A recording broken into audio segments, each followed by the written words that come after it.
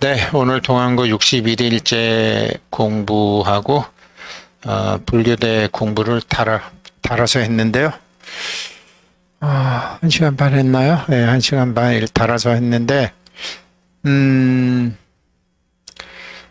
아까 모두에 이제 동안거 뭐 영상 올라가겠지만 지금 우리가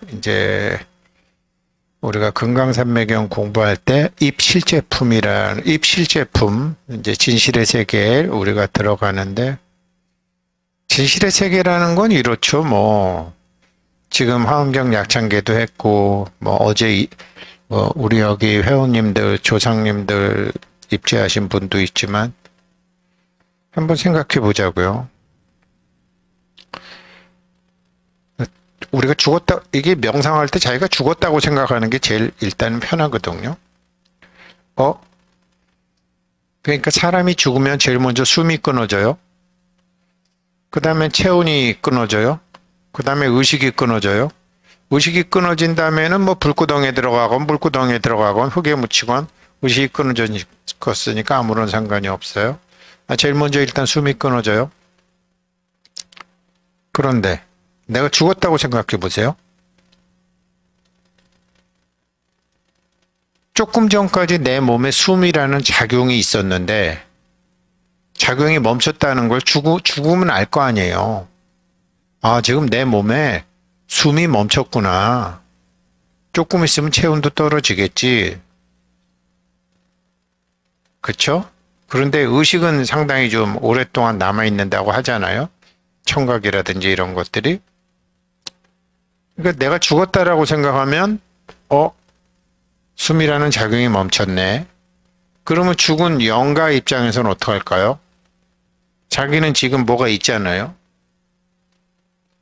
그러면 내가 몸을 갖고 있을 때는 성품이 호흡 속에 있었는데 내가 지금 몸이 없는데, 육신에 몸이 없는데 성품은 어디에 있지? 이게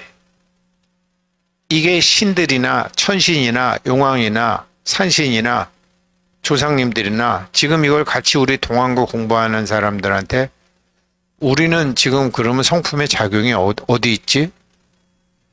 내가 있다고 생각하는 의식에 있는 거죠. 성품은 성제 작용인데 몸이 있는 사람들은 숨에 그게 작용이 일어나고 있는 것을 작용하기가 가장 쉽다라는 것이고, 육신이 없고 영체만 있는 천신, 산신, 용신, 조상님들은, 영가님들은 내가 아직 있다라는 생각에 작용이 있는 거죠. 그래서 이게 우리가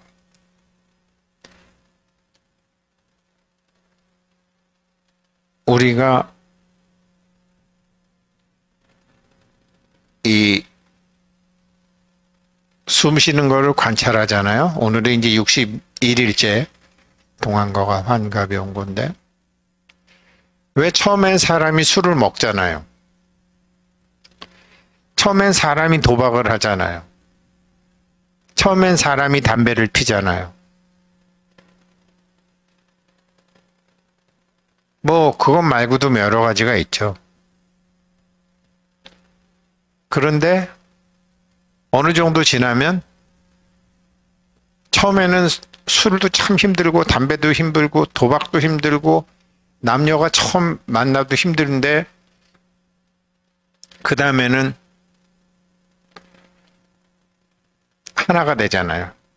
내가 술과 하나가 되고, 내가 담배와 하나가 되고, 내가 도박하고 하나가 되고, 내가 마누라와 하나가 되고, 내가 남편이 하나가 되잖아요.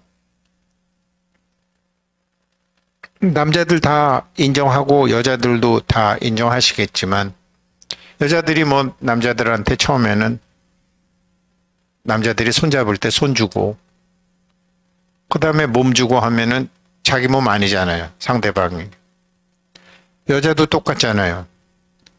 자기랑 나이가 20살 차이가 나도 나중에 같이 살다가 자기 애기 낳다 보면은 그냥 마누라가 위에 올라오잖아요. 담배도 처음엔 내가 담배를 피지만 나중에 담배가 나를 피는 경우가 있잖아요. 술도 처음엔 내가 술을 먹지만 나중에 술이 나를 먹어버리는 경우가 있잖아요. 똑같다라는 거죠. 내가 숨을 보지만 나중에는 숨이 나를 보는 단계까지 와요. 처음에 내가 숨을 통해서 성품을 보지만 나중에는 성품이 숨을 통해서 나를 본다고요. 성품이 숨을 통해서 나를 봤을 때 자기 몸이 밖에와 경계가 없어져요. 그게 이제 중첩된 세상에 들어가는 거죠. 그것이 좌선을 했을 때도 되지만 그게 우리가 삼마발제, 선나, 사마타를 통해서 그렇게 하지만 시간이 지나서 그건 이입이라고요. 이치로 우리가 이렇게 한다고요. 자, 오늘부터는 두 번째예요. 그러면은 어떻게 돼요? 그 다음에는 밥 먹을 때나 누구 사람을 만날 때나 뭐 텔레비를 볼 때나 누구랑 다툴 때나 뭐를 할 때 자기의 모든 반영되는 육군 경계를 대하는 자기의 행동에 있어서도 그렇게 되는 게 행입이죠. 행입.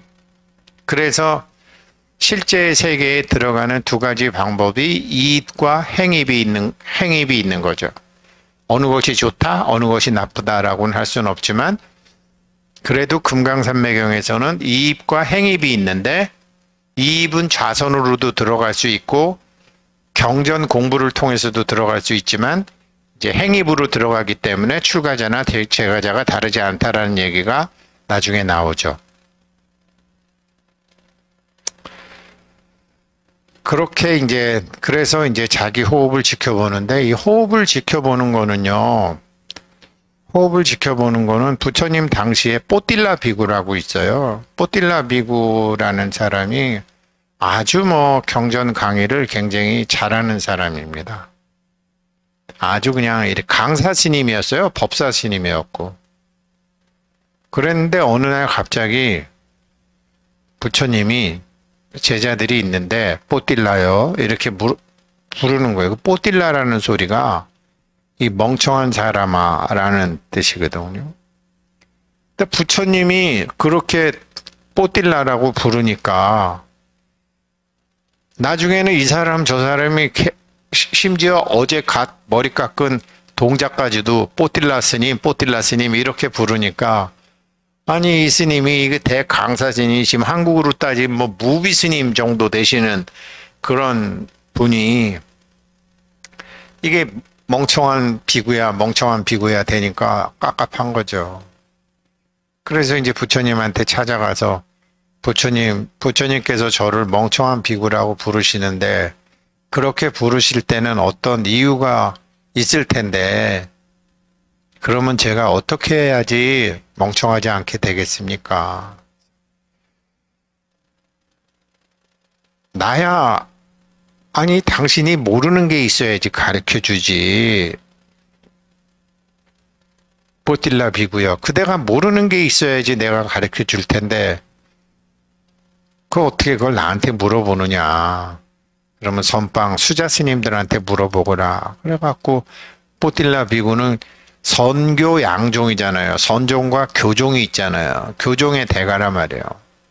그래갖고 가서 물어보는 거죠. 우리나라도 조실 스님이 있고 뭐 해주 스님이 있고 2판 4판이 다르잖아요. 그래서 갔더니 뭐 대강백 스님께 제가 어떻게 해서